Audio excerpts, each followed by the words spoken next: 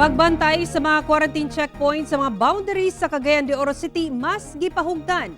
Atong sayron ang detalye niini sa live report ni Ethel Ipanag. Ethel. Sa rahuman gipailawom sa MECQ ang syudad sa Cagayan de Oro City.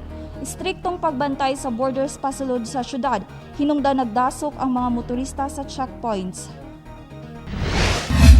Sayo pa lang sa buntag, ingon ani nakataas ang linya sa mga motorista sa quarantine checkpoint sa boundary sa Barangay Tabuk sa Upol, Misamis Oriental ug Cagayan de Oro City. Giisa-isa og check sa awtoridad ang dokumento sa tanang mosulod sa syudad, sama sa company ID, business permit, certificate of employment ug ubang pang papeles nga makapamatuod nga essential ang lakaw o authorized person outside residence kun apor. Ang mga commuters, gipanaog, gikuhaan sa temperatura o gisanitize ang mga kamot.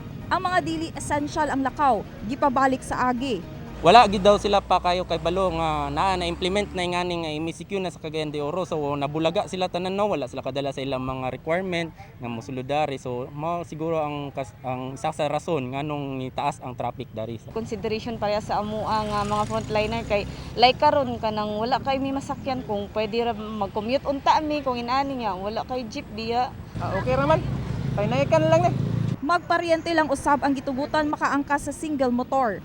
Prepare na lang tadaan kung unsa ato mang kailangan nga identification, certification para hapsay atong pag-agi dari sa atong control points. Susama gihapon ang sitwasyon sa Bogot Tagulwan Quarantine Checkpoint kung asa taas gihapon ang linya sa mga motorista ug dili ginapasulod sa syudad ang dili essential ang biyahe.